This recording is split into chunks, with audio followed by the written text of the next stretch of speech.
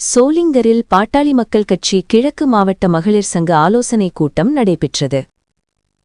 ராணிப்பேட்டை மாவட்டம் சோளிங்கரில் பாட்டாளி மக்கள் கட்சி கிழக்கு மாவட்ட மகளிர் சங்க ஆலோசனைக் கூட்டம் அதன் மாவட்ட தலைவர் தனலட்சுமி தலைமையிலும் செயலாளர் தீபா முன்னிலையிலும் தனியார் திருமண மண்டபத்தில் நடைபெற்றது.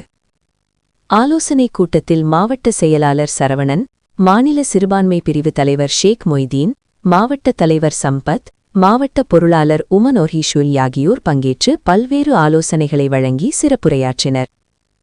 அதில் ஆளுங்கட்சியான திமுக ஆட்சியில் கஞ்சா போதையில் மாணவர்கள், இளைஞர்கள் சீரழிந்து வருகின்றனர்.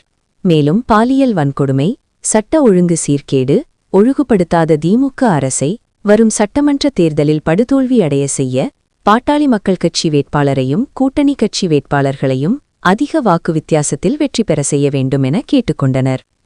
மேலும் சுகாதாரத்துறை அமைச்சராக அன்புமணி ராமதாஸ் இருந்தபோது இந்தியா முழுவதும் 108 ஆம்புலன்ஸ் மற்றும் மருத்துவத்துறையில் செய்த சாதனைகளை எடுத்துக் கூறி மக்களிடையே வாக்கு சேகரிக்க வேண்டும் என்றும், கூட்டணி கட்சி ஆட்சி அமைக்கும்போது இளைஞர்களுக்கு வேலைவாய்ப்பு, விவசாயத்தை மேம்படுத்தவும், படித்த இளைஞர்களுக்கு தொழில்வாய்ப்பு ஏற்படுத்த அரசுக்கு பரிந்துரை செய்வோம் என தெரிவித்தனர்.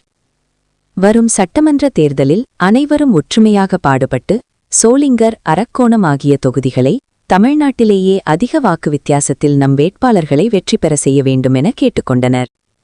கூட்டத்தில் மாநில இளைஞரணி தீனதயாளன், நகர செயலாளர் லோகநாதன், தலைவர் பாபு, நகராட்சி கவுன்சிலர்கள் சாரதி, கோமலா ஏழுமலை, வழக்கறிஞர் கோகுல், அன்புமணி தங்கைகள் படைத்தலைவர் தீபா, செயலாளர் ஜோதி மற்றும் சோளிங்கர் நகர மகளிர் நிர்வாகிகள் சரிகா, துர்கா, ரேணுகா மற்றும் 500க்கும் மேற்பட்ட மகளிர் கலந்து கொண்டனர்.